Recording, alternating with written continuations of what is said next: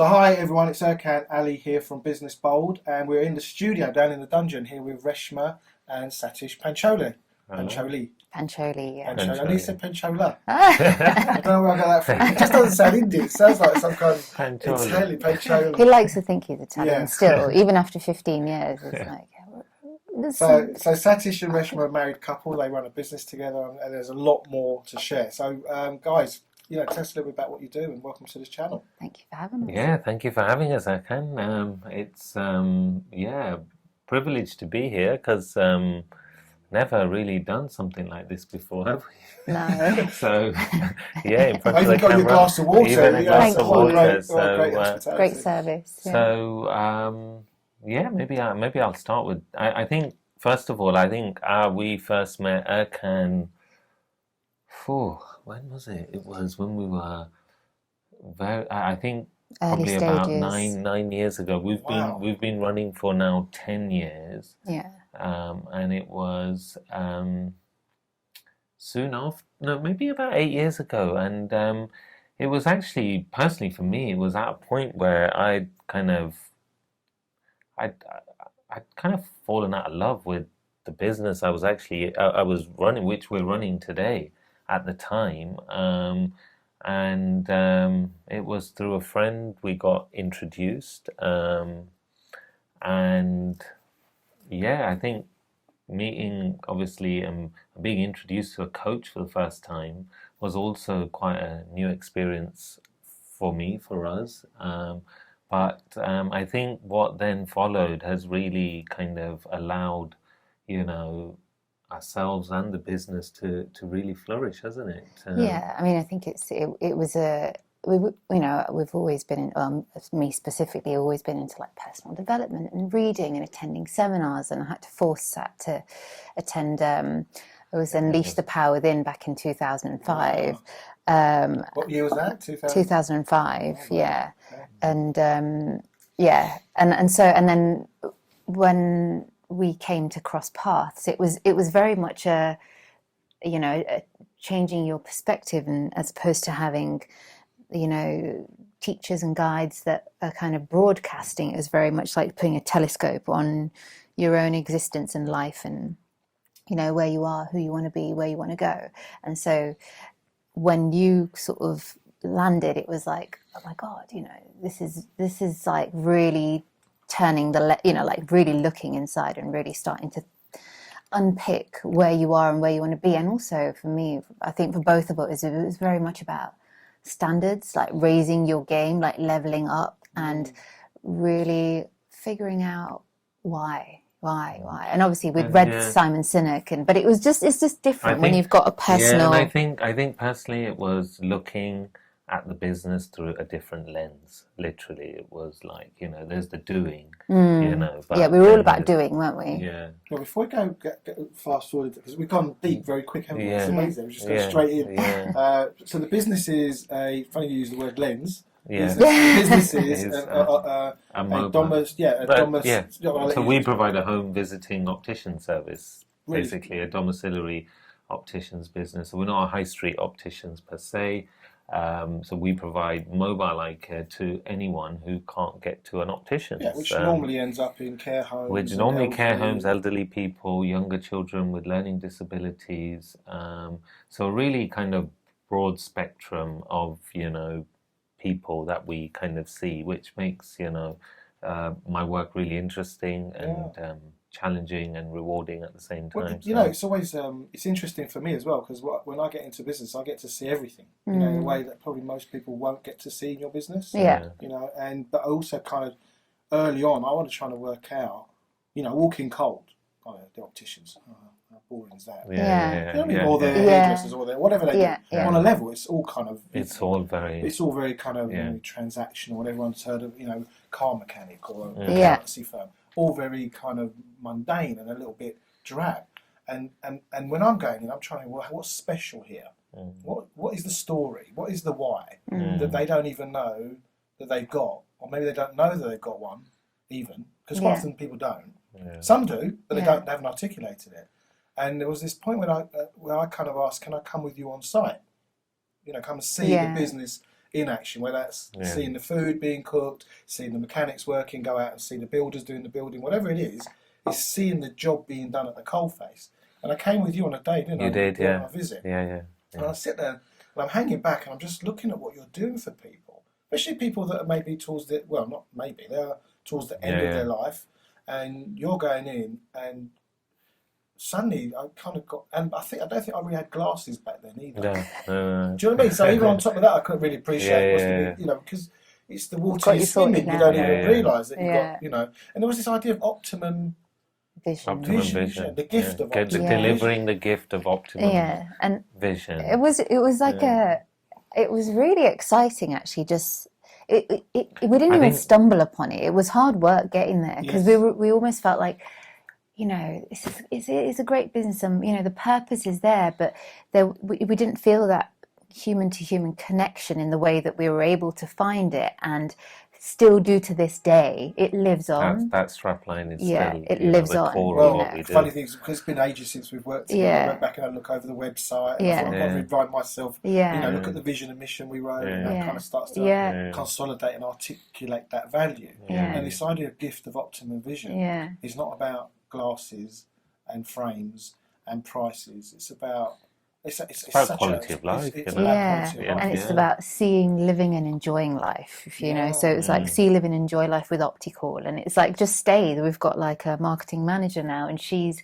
also really enrolled, and you know, she came from a slightly different background, but she's so enthused. She's got so much energy because we still, you know, we're literally embodying the work that we do now, and it's like it's just so natural for us. It's like, and that's, I think that's a big difference from selling glasses to giving people optimum vision. It is, because it's not a price; it's what they end up with. No, exactly. What a life enhancing.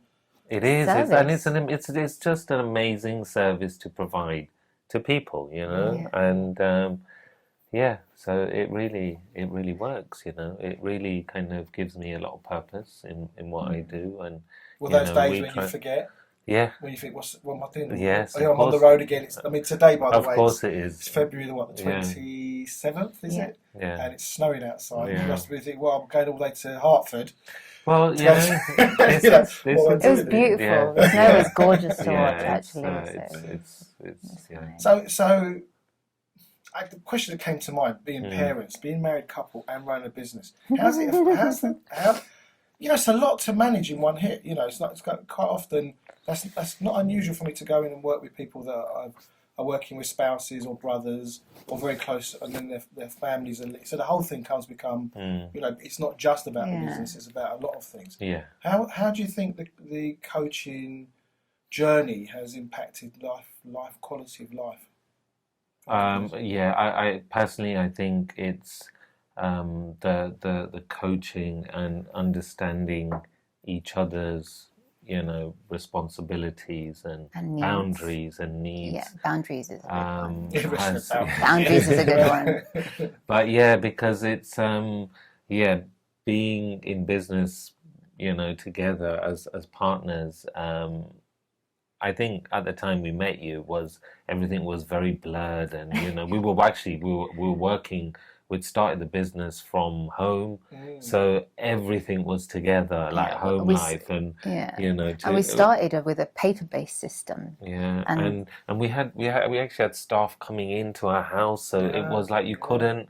It was almost like there was no divide between when work finished and when, you know, you had quality family time. I remember having Shri, our first. Because Shri was a little baby. Yeah, I remember literally like within a week I was back at the desk, like, you know, answering calls, and because it's at home. Oh, you had a whole week off, did you? Yeah, you know. I'm not surprised you laid in bed dealing with it. You know, I mean, obviously that I didn't have to do anything, but there's this sense of, you know, really Opticall. It really is a baby, you know, and it's grown. It's 10 years old now, you know. Congratulations! Thank you. Yeah, it's really exciting.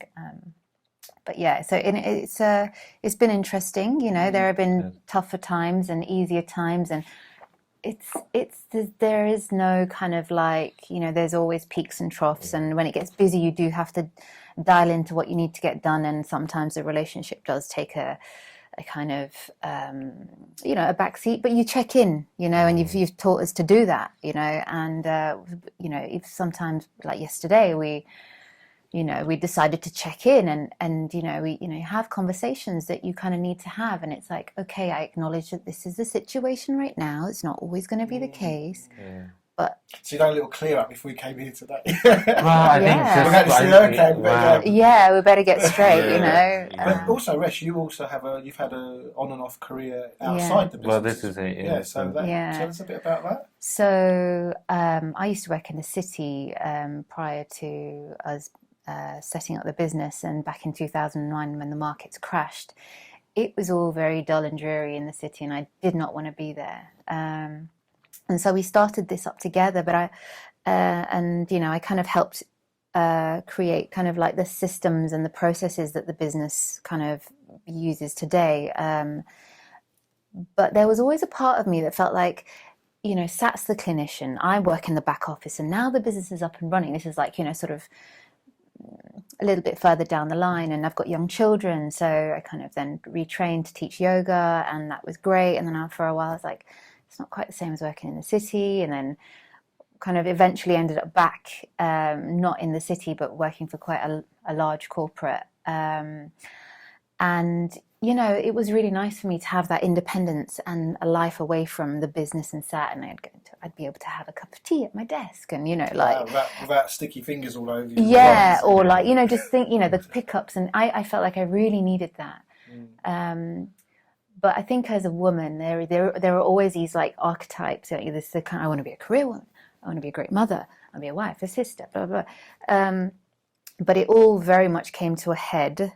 We were at like a really fancy 5-star hotel over an Easter holiday, and where I remember we were sat there, and there was just like kids, at the pool, and I think Sat and I were just. It was basically chaos. It was the Easter holidays, and like just our kids had just started into kind of school, so you could only go away during term time. And we were like, hold on, we've got another 12, 14 years of this, and we went away. Really nice hotel. It was lovely, but there was a big question. It was like if you didn't get down to the swimming pool by even before breakfast time, you came down, there was no beds, and this just wasn't kind of, I think the point there is that we just didn't want to be confined to this kind of like go on holiday when it's half term, and Resh is busy working, and and Sat's busy working, and we see the kids at 6 o'clock after school club, and so we were just like, shall we do something really radical? Shall we go travelling? Shall we reshape? I mean, I know how radical you really are, but you don't appear to be. You look very reasonable, down to earth, but you're not, are you? No. And so we took a year out and we went off travelling. Well, let's get back to the year out bit. Because that was something that was really, and I want to tie this back to some kind of way that I made that happen. Yeah. And I don't mean that in a, just to show, because I think it was something you'd said to me. That you got to thinking about your business in a way that you'd never thought about it. And which was, I think we met for lunch after you got back. And I asked you, what led to that? Because you took a year out. And upped your kids, rented your house out, left the business to run itself. Because it was you who always said to me that a business is not a business unless it runs without you being there, and that makes perfect sense. Because why would you get into it? Why would you run a business if it doesn't look after itself and it's not profitable while you're not around? So otherwise, I find it. Have you ever seen that? There's an image of Donald Trump who's built himself into a square brick wall. It's why I find his business owners end up entrapping themselves inside the business. It was, in fact, one of the first things you got us to listen to. Who was it? One of the first audio books. Simon Sinek. Not Simon. Gerber. It was him. It was him, and Michael Gerber. And it's his words. His words, exactly. Because you get everyone who trains into a profession and then decides to open up a business, and then what you find is the person is trapped in the business, so it isn't actually a business. I like to show a little image of all the admin, operational, and then this person trapped in it, completely, and you're working, 5, 6, and I was actually there. I was there, which is why it like really kind of reverberated with me.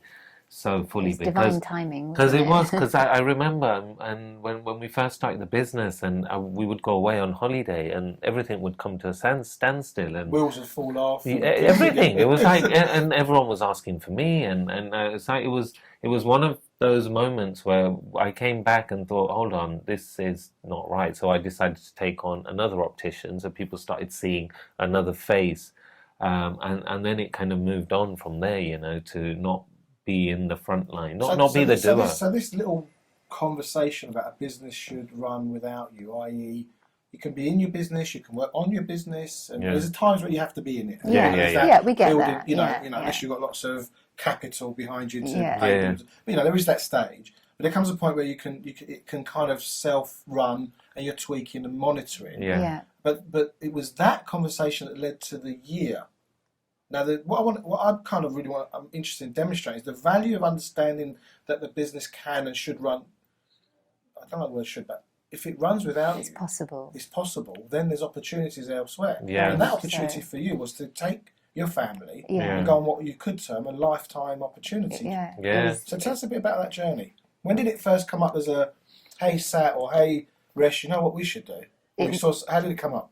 It was. I remember. I mean, we'd fleetingly talked about doing it. No, we didn't. I did. No, come on. It's man. great way Sat- to I mean, we'd always said it would be nice to travel. But it was with the never kids. really. When did it become like, actually, this is wishful thinking? I think what we say is like, oh, Yeah. you know, I could Yeah, go, yeah. blah, blah, blah. Yeah. But when did it become like, hold on, It was on the balcony at that in that hard rock. We were at the hotel, and then I remember we decided, and then we went to the bar. Do you remember when we got cocktails? It was sounds great. like a cocktail preceded this. Yeah, Brilliant. and then woke up with a really hazy head. We were like, we just decided. We buy tickets. We looked round at each other. Oh, he did that and, afterwards, yeah. Did we? Is this what we committed Yeah. to last night? And we were We both did. like, yeah. And And we were that just- was it. it was We'd all dazed, committed, yeah. and you know, we went home and started Told the putting family. everything into practice. And then I remember I was out with the girls in London one night, and I get a text from Sat saying, "I've booked the flights to Mexico." I was like, "Oh So my tell us god!" about it was Mexico first, wasn't it? Yeah, Mexico. For how long? For 2. So we thought we'd ease our way into it and stayed at a really beautiful Airbnb and had an amazing time. Went to Chichen Itza and had like tarantulas in the pool and amazing food, and went to cenotes, and then we hit Peru. Wow. And we stayed in this little treetop bungalow. Yeah, so we were in Peru for just under 3 eucalyptus months, I think, trees. about 2.5 months. With Yeah. the kids, right? So With how the old are the kids. kids at this time? They're 5 and 7. Five 5 and 8. 5 and 8, yeah. So this is, and my youngest, I mean, my daughter Shri, who was 8, is she's quite outgoing, whereas my younger one, he's quite an introvert, you know. So it was really kind of taking him out of his comfort zone and taking us out of our comfort zone. But I think Very early on, we realised that we needed to. Originally we were like, yeah, we can give them their iPads when they're in transit or and so very early on we were like, this is not working. So the iPads went away, and we'd end up carrying like these massive bags of like Lego, like a rucksack full of Lego everywhere, and he became like this engineer, like just constantly building stuff. And she became a bookworm, you know, and it really has shaped them, and they are a lot more resourceful now. So, and allowed us to really engage with our kids. Yeah. Like it's still exhausting. in terms, you know. yeah, I mean, even if you just sit around doing nothing all day, you Exactly. Yeah. You know, but just understanding how each of them works and how they learn their and what needs. works and their needs has been really transformational for us. You know, and even coming back, you know, it's You missed after Peru, 2.5 months in Peru. We then we were lucky enough to head off to India to Goa to go to a wedding. But then we went to Thailand for 3.5 months, and we put the kids into school in Thailand. yeah. So they schooled at an international school.